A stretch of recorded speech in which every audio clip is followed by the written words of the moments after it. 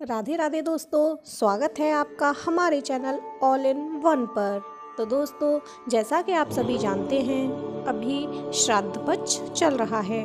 सभी अपने पितरों का श्राद्ध करते हैं, जिससे उनके पितृ अपना आशीर्वाद उन पर बनाए रखें और वह कभी भी क्रोध न करें, क्योंकि जब पितृ क्रोधित होते हैं तो उनके क्रोध से आपको ईश्वर भी नहीं बचा सकता। श्राद्ध तो सभी करते हैं, लेकिन क्यों करते हैं, इसके पीछे की वजह क्या है, तो आज इसकी पौराणिक कथा क्या है, इसी के विषय में आपको बताने जा रहे हैं। शास्त्रों में वर्णित श्राद्ध पर्व की पौराणिक कथा के अनुसार जोगे तथा भोगे दो भाई थे।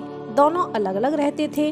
जोगे धनी था और भोगे निर्धन। दोनों में परस्पर बड़ा प्रेम था। जोगे की पत्नी को धन का अभिमान था, किंतु भोगे की पत्नी बड़ी सरल हृदय थी। पितृपक्ष आने पर जोगे की पत्नी ने उससे पितरों का श्राद्ध करने के लिए कहा, तो जोगे इसे व्यर्थ का कार्य समझकर टालने की चेष्टा करने लगा, किंतु उसकी पत्नी समझती थी कि यदि ऐसा नहीं करेंगे तो लोग बातें बनाएंगे। फिर उसे अपने मायके वालों को दावत पर बुलाने और अपनी शान दिखाने का यह उचित अवसर लगा।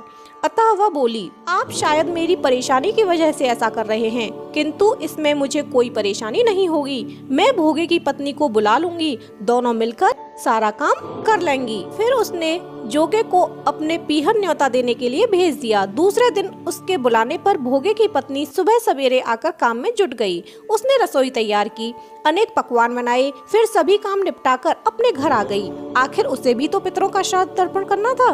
इस अवसर पर न जोगे की पत्नी ने उसे रोका, न वह रुकी। शीघ्र ही दोपहर हो गई। पितर भूमि पर उतरे।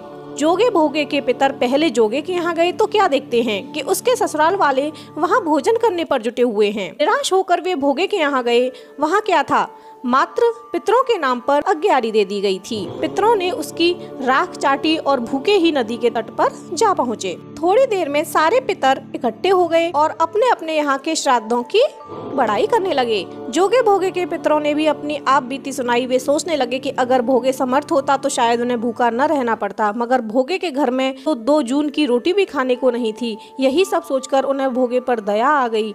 अचानक वे नाच नाच कर गाने लगे, भोगे के घर धन हो जाए, भोगे के घर धन हो जाए। सांझ होने को हुई। भोगे के बच्चों को कुछ भी खाने को नहीं मिला था। उन्होंने माँ से कहा कि भूख लगी है। तब उन्होंने टालने की गरज से भोगे की पत्नी से कहा, जाओ आंगन में हौदी औंधी रखी है, उसे जाकर खोल लो और जो कुछ मिल जाए बांट कर खा लेना।